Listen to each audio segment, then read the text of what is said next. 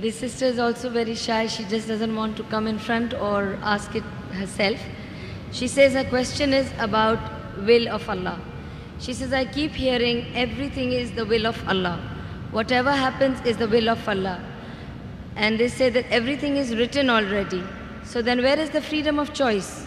When Allah gave me freedom of choice, whatever I do, if anything happens, they say, oh, this was written and it's the will of Allah. And if you could explain, if there is so much, everything is written down, then what is my freedom of choice? Sisters asked a very good question, very important question. That if everything is the will of Allah, then where is this freedom of choice? And this is a question not only asked by non-Muslims, even asked by Muslims. It's talking about qadar. That if it is mentioned in destiny, that I'm going to rob, and if I rob, who's to blame? Allah is to blame. If it is mentioned in destiny, I'm going to commit murder, and I commit murder, who's to blame? Allah is to blame. So where is the free will? So if it is the will of Allah, or if it is mentioned in the destiny, I'm joining both together, then where is the free will? The reply to this question is, it's compulsory that every Muslim should believe in qadar, but you should understand what is the meaning of destiny. For example, if suppose in a classroom, there are 100 students, and when the teacher teaches the students in the classroom at the end of the year, before the examination, the teacher predicts that this student, he will come out first class first. This student, he'll get second class. This student, he will fail. The teacher predicts why? He knows that this student is very studious, always does homework, does extra studies. This average student, second class. That student goes for movies, doesn't do homework, misses the class, predicts that that student will fail. Now, once the examination takes place, after the results come out, this student gets first class first, this student gets second class, that student fails. I am asking you a question.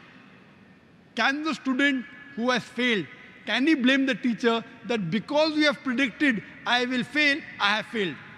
Who's to blame, the student or the teacher? Who's to blame, the student or the teacher? The student. The teacher predicted. Who's to blame, the student? He did not study, he did not do his homework, he used to go for extra movies. So similarly, Allah subhanahu wa ta'ala has given the human being the free will. Allah has told you what is right, what is wrong, but the choice is yours. For example, if you come at a crossroad, there are 4 roads, A, B, C, D. You can choose any. You choose road C. So Allah knows in advance that when you come at crossroad, you will choose road C. So Allah writes, when the person comes at the crossroad, he will choose road C. So it is not because Allah is writing that you're choosing, because you will be choosing, Allah is writing. It is not because Allah is writing that you're choosing road C. It is because you will be choosing road C. Allah has ilm ghaib. He has knowledge of the future. He writes in advance. Now after you choose road C, you come at another crossroad, 5 roads, 1, 2, 3, 4, 5. Like after you pass the 12th standard, you can become engineer, you can become doctor, you can become businessman. You choose to become a businessman.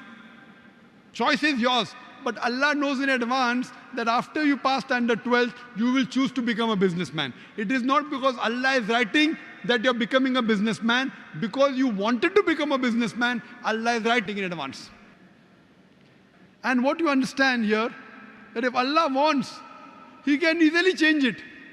For example, if in a classroom, in the mathematics examination, the teacher gives the paper 2 plus 2 is equal to how much? Now why she is supervising? The student writes 2 plus 2 is equal to 5. The teacher will not correct, the teacher can correct. But if the teacher corrects, you will say the teacher is unjust. If teacher says, don't write 5, write 4. All the other students will, this is examination. Why are you interfering?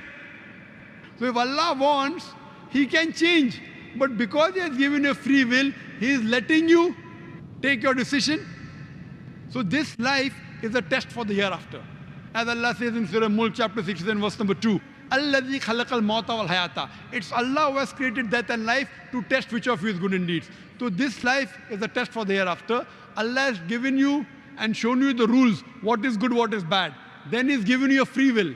It is your choice. Allah does not interfere in your free will. He can if He wants. The Quran says, not even a leaf can fall without the permission of Allah. So whatever happens, happens with Allah's free will. but the decision is yours.